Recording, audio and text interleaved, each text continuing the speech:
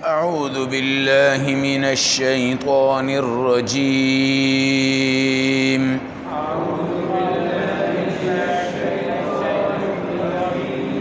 بسم الله الرحمن الرحيم.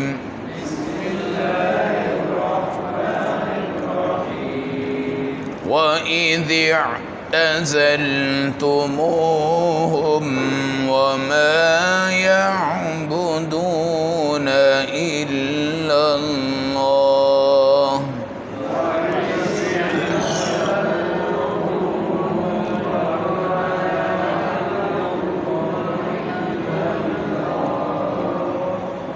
فأووا إلى الكهف ينشر لكم ربكم من رحمته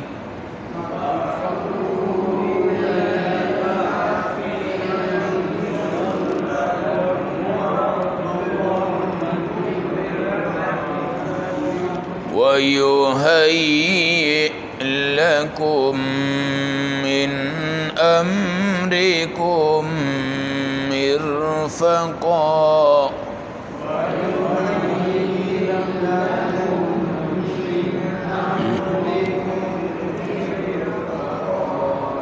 وترى الشمس إذا طلعت تزاور عن كهفهم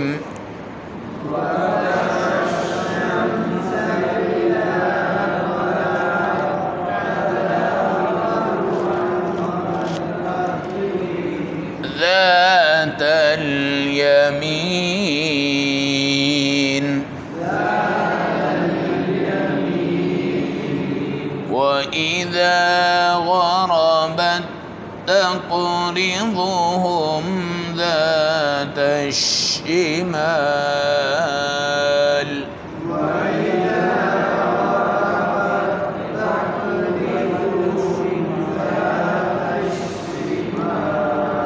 وهم في فجوة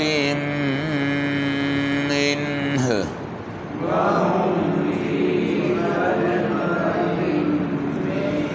ذلك من آيات الله من يهد الله فهو المهتد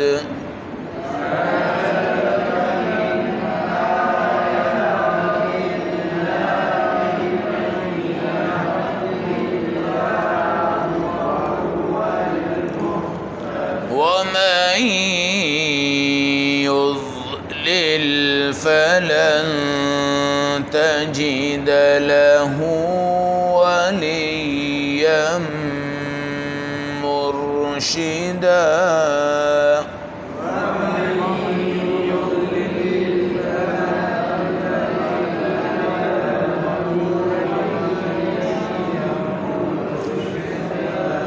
صدق اللہ العظیم.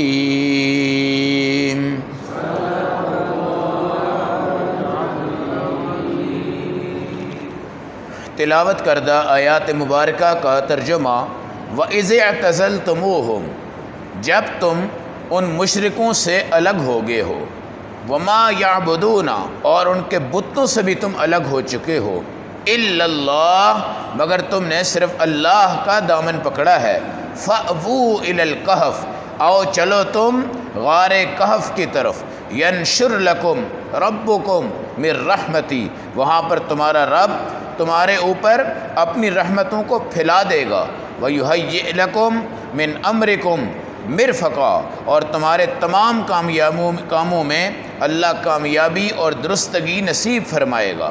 وَتَرَى الشَّمْسَ إِذَا طَلَعَتْ اور اے آدمی تو دیکھ سورج جب طلوع ہوتا ہے. تَزَاوَرُ عَنْ كَهْفِهِمْ ذَاتَ الْيَمِينِ تو وہ غار کہف سے دائیں جانب رہتا ہے. وَإِذَا غَرَبَتْ تَقْرِضُهُمْ اور جب وہ غروب ہوتا ہے تو تقرضہم ذات الشمال تو بائیں طرف رہتا ہے. وہم فی فجوۃ منہ، اور وہ بڑی کھلی کشادہ غار کے اندر ہیں۔ ذالک من آیات اللہ، یہ غار کا قصہ بھی خدا کی نشانیاں ہیں۔ من یہد اللہ فہو المہتد، ہدایت جس کو خدا دے تو وہ ہدایت یافتہ ہے۔ ومن یضلل، جس کو اللہ گمراہ کر دے، فلن تجد لہ ولیا مرشدا، اس کے لیے آپ کوئی راستہ بتانے والا نہیں پائیں گے۔ آیت نمبر 16 17 اصحاب کہف کا تذکرہ۔ قرآن کہتا ہے کہ اے اصحاب کہف، جب تم نے حکومت کو، عوام کو، مشرکوں کو چھوڑ دیا ہے اور ان کے بتوں کو بھی تم نے کیا کر دیا ہے؟ چھوڑ دیا ہے، لہذا فأووا الی الکہف، آؤ تم غار کہف میں۔ اس سے علماء نے لکھا ہے ایک ہجرت وہ ہے جو رسول اللہ نے مکہ سے مدینہ کی طرف کی، ایک ہجرت وہ ہے جو صحابہ نے حبشہ کی طرف کی، اور تیسری ہجرت وہ ہے جو قیامت تک ہو سکتی ہے، اور وہ ہے کہ جب کسی کے ظلم و ستم اور گناہوں کے میدان میں تم تنگ پڑ جاؤ، آؤ اللہ کے میدان میں آ جاؤ اور تنہائی میں بیٹھ کر اللہ اللہ کرنا شروع کر دو۔ یہ بھی ہجرت ہے، یہ بھی کیا ہے؟ ہجرت ہے۔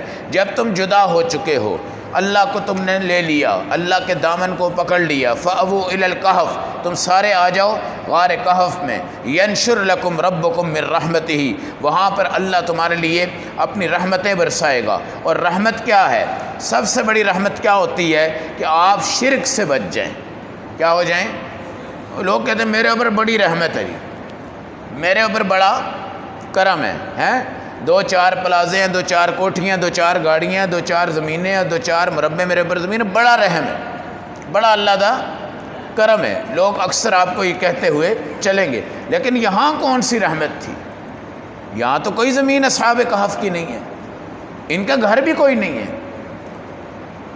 ان کے رشتہ دار، دوست، جان پہچان، شہر، دکانیں، بازار، سب کچھ ختم۔ فأووا الی الکہف، تم کہاں آ جاؤ؟ کہف میں۔ ینشر لکم ربکم من رحمتہ، اللہ تمہیں یہاں رحمت دے گا۔ یہاں کیا رحمت ملی؟ کھانا بھی نہیں ہے، پینا بھی نہیں ہے، کپڑے بھی کوئی نہیں ہے۔ ہم تو رحمت کس کو کہتے ہیں؟ مال کو، دولت کو، پیسے کو، کوٹھی کو، بڑی رحمت ہے بڑی۔ تو قرآن آپ کو بتاتا ہے رحمت تمہارے اوپر یہ ہے کہ تم اللہ کے غیر کو چھوڑ کے اللہ کو لے لو، اس سے بڑی کوئی رحمت۔ اور وما ارسلناک الا رحمۃ للعالمین، ہمارے نبی ساری کائنات کے لیے رحمت ہے۔ اگر یہ پلاٹ ہی رحمت ہوتی تو حضور نے صحابہ کو کہ 10-10 20-20 30 ایکڑ بھی تقسیم کیے ہوتے نا۔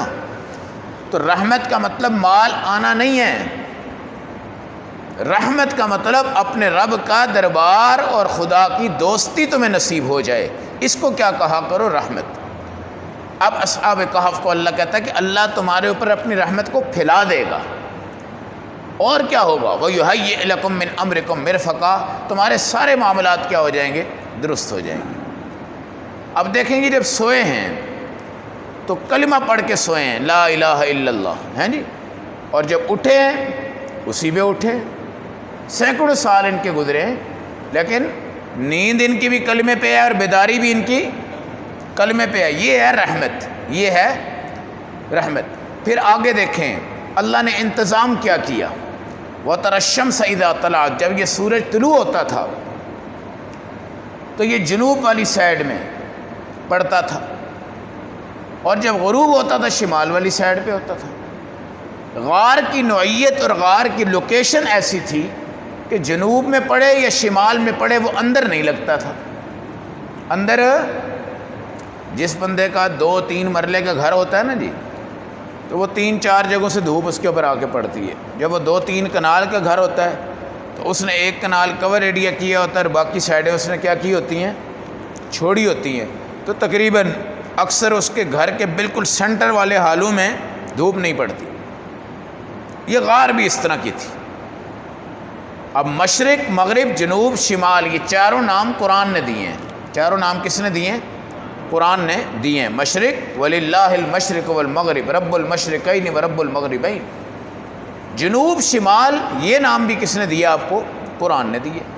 وہ جب دھوپ آتی تھی تو بھی ان کے اندر نہیں جاتی تھی، دروازوں کے باہر ہی رہتی تھی۔ جب دھوپ جاتی تھی تو جاتے ہوئے بھی بعض علاقے ایسے ہیں نا جہاں پہ دھوپ شام کو پڑتی ہے آ کے، بعد ایسے جہاں صبح پڑتی ہے۔ اس غار پہ نہ جاتے ہوئے پڑتی نہ آتے ہوئے پڑتی، کیونکہ اگر دھوپ پڑتی تو روشنی ہوتی، روشنی ہوتی تو بیداری ہو جاتی، آنکھ نہ لگتی، اور گرمی ہوتی وہ بھی نہ تھی، وہ بھی نہ تھی۔ تو اللہ نے غار میں کیا انتظام کیا ہے اس جگہ پہ، اور نبی پاک جس غار میں تھے، غار ہیرا، غار سور، وہاں پر اللہ نے کیا انتظام کیے؟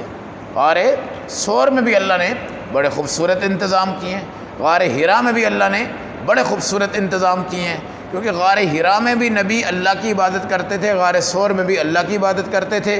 اصحاب کہف میں بھی غار میں جو گئے ہیں، یہ کس لیے گئے ہیں؟ کہ ہم اللہ کی توحید پہ کیا ہو جائیں؟ قائم رہیں۔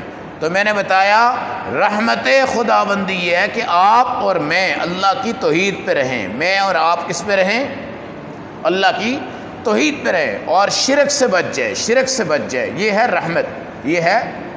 اب وہ بندہ کہہ رہا ہے میرے اوپر بڑا کرم ہے مولا کا، میرے اوپر بڑا رحم ہے جی، میرے اوپر بڑا رحم ہے، اور نیچے وہ شرک بھی کر رہا ہے، بدعت بھی کر رہا ہے، آپ بتائیں اس پہ رحمت ہے کہ ذلت ہے؟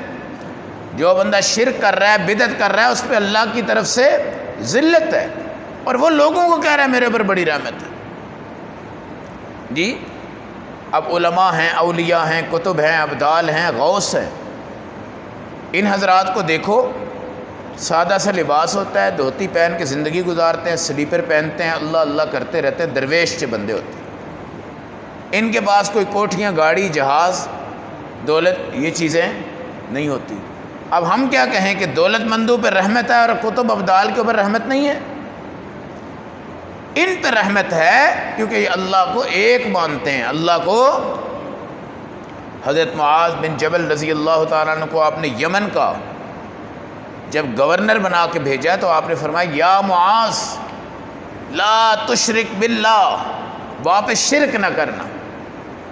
اب صحابی رسول ہے، صحابی سے تو شرک کی توقع کوئی نہیں ہے، لیکن نصیحت تو ہے نا۔ وَإِن قُتِلْتَ أَوْ حُرِّقْتَ، اگر تو قتل ہو جائے یا جلا دیے جائے، قتل ہو جائے۔ اب حضرت معاذ سے شرک کی کوئی توقع نہیں تھی، لیکن یہ تھا کہ جب تو توحید کا ڈنکا وہاں پہ بجائے گا تو لوگ مشرک تیرے دشمن بن جائیں گے، کوئی تجھے جلا بھی سکتا ہے، کوئی تجھے مار بھی سکتا ہے، مرنا ہے تو مر جانا، جلنا ہے تو جل جانا، لیکن لا تشرک باللہ، اللہ کو ایک کہنا، اللہ کو دو نہ کہنا، اللہ کو ایک کہنا، اللہ کو دو نہ کہنا۔ اور قرآن کہتا فجوۃ منہ، وہ بڑی کشادی جگہ میں، کھلی جگہ میں تھے، نہ ادھر سے دھوپ ان پہ پڑتی نہ ادھر سے، دھوپ جب آتی تو بھی نہیں پڑتی تھی، جب جاتی تو بھی نہیں پڑتی تھی، طلوع کے وقت بھی نہیں پڑتی تھی، غروب کے وقت بھی نہیں پڑتی تھی۔ دھوپ بڑی رحمت ہے، دھوپ بڑی رحمت ہے، اس کو لگانے سے آپ کے اندر وٹامن ڈی 100% رہتا ہے، 100% رہتا ہے۔ گرمیوں کے اندر بھی بے شک آپ دھوپ لگائیں، دھوپ لگانے کا اپنا ایک ذائقہ ہوتا ہے، لیکن چونکہ ان کو نیند تھی اور نیند کا تقاضا یہ تھا کہ دھوپ نہ پڑے، روشنی نہ پڑے، کوئی ایسی حرارت نہ پڑے، اس لیے اللہ نے ان پہ یہ رحمت فرمائی کہ ان کو دھوپ طلوع کے وقت بھی نہیں لگی، غروب کے وقت بھی نہیں لگی، اللہ نے ان کو کیا کیا ہوا تھا؟ محفوظ۔ ذالک من آیات اللہ، یہ اللہ کی قدرت کی نشانیاں ہیں، اللہ کی قدرت کی نشانیاں ہیں۔ یہاں تو دکان سے چینی غائب ہو جاتی ہے تو سارا علاقہ احتجاج کرتا ہو چینی کہاں سے ملے گی، پتی کہاں سے ملے گی، چاول کہاں سے ملیں گے، دالیں کہاں سے ملیں گی، پٹرول کہاں سے ملے گا، ٹیپ کہاں سے ملے گا۔ جس کو اللہ ہدایت دے وہ ہدایت پہ ہے، جس کو اللہ گمراہ کرے وہ کس پہ ہوتا ہے؟ گمراہی پہ ہوتا ہے۔ تو رحمت خداوندی اللہ کی توحید کو سمجھا کریں، اللہ ہمیں عمل و سمجھ کی توفیق عطا فرمائے۔